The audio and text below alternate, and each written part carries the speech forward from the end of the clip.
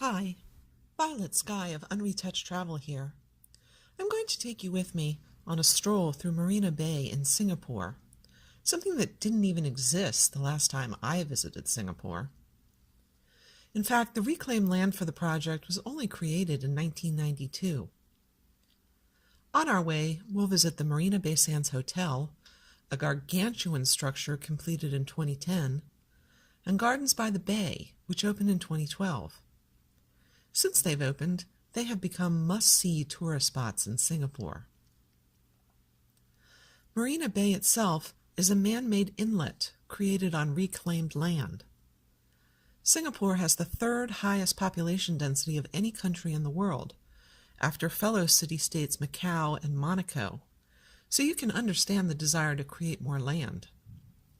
A signboard next to the marina shows the original 1822 coastline and the new coastline, with added land since 2010.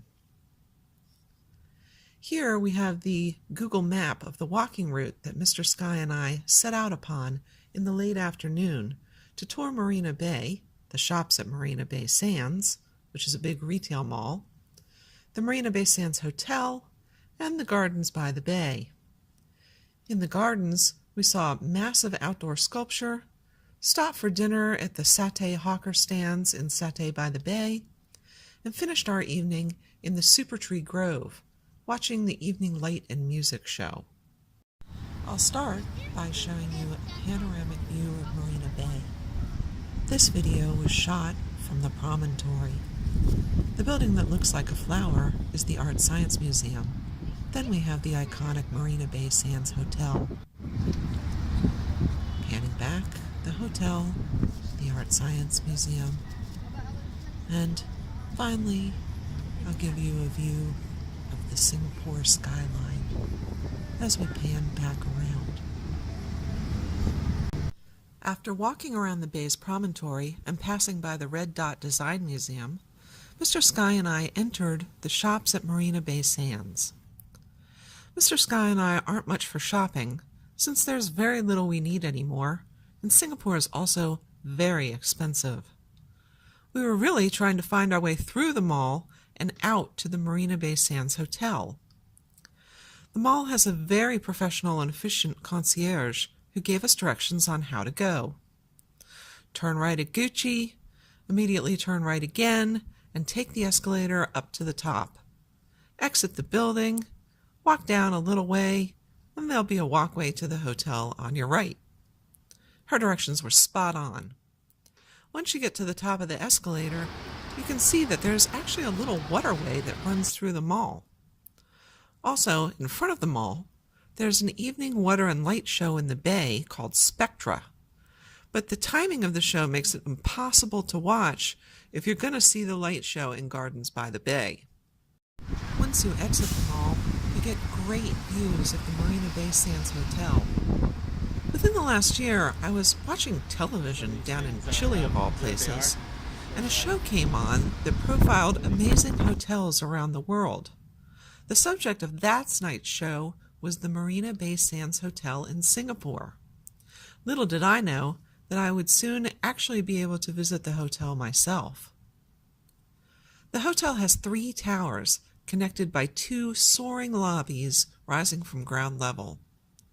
The 3 towers are also connected on top by a rooftop pontoon that holds the hotel's pool and rooftop bars and restaurants.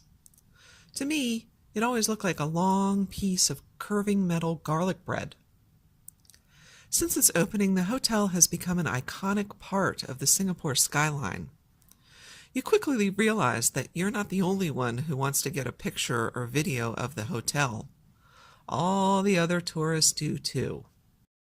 One of the facades, in between 2 of the towers, is covered with swinging metal tiles that move back and forth in the wind, making amazing swirling patterns on the side of the building.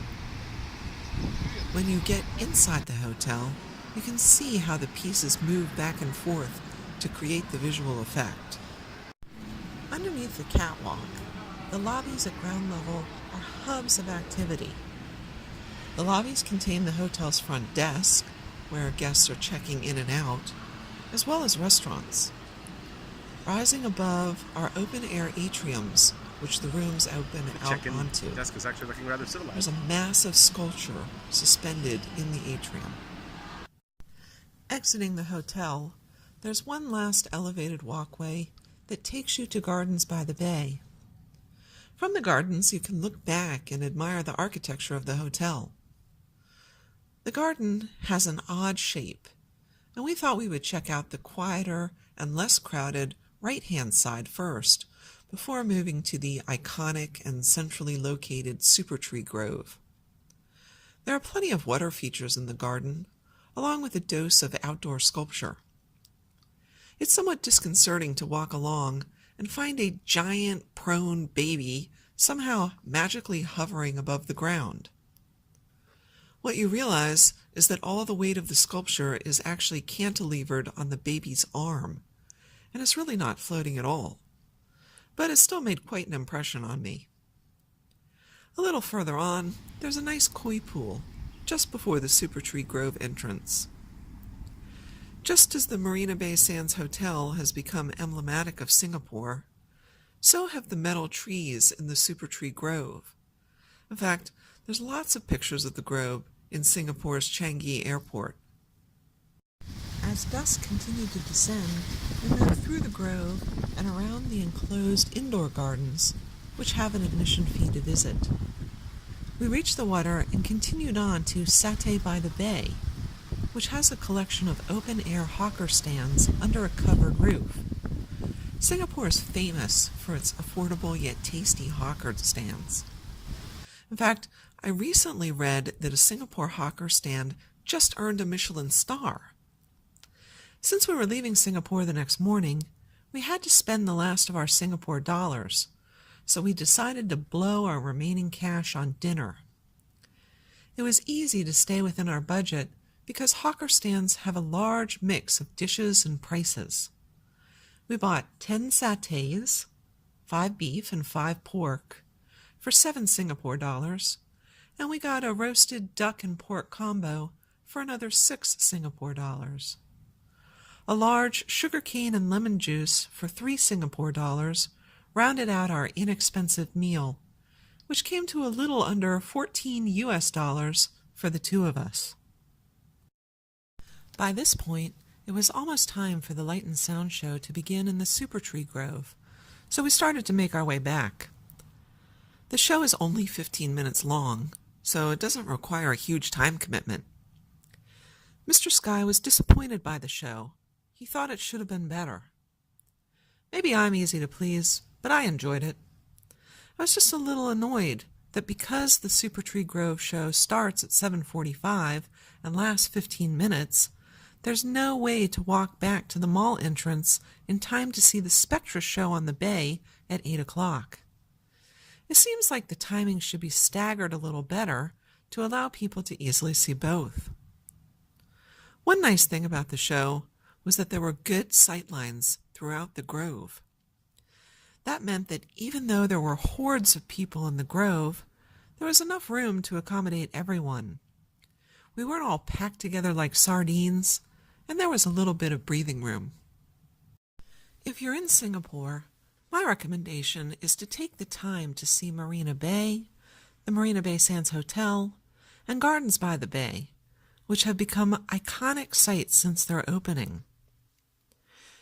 If you time your visit for the late afternoon, you'll be able to see the sights, grab some dinner in the garden's hawker stands, and then see one of the 2 light shows of your choice. Singapore is an expensive city, and all these sites are free, so it's good bang for your buck. Thanks for watching. If you like this video, please leave it a thumbs up, and please consider subscribing if you want to see more unretouched travel videos. Thanks! Now I'll leave you with some snippets of the Super Grove Sound and Light Show, so you can have a sense of what goes on.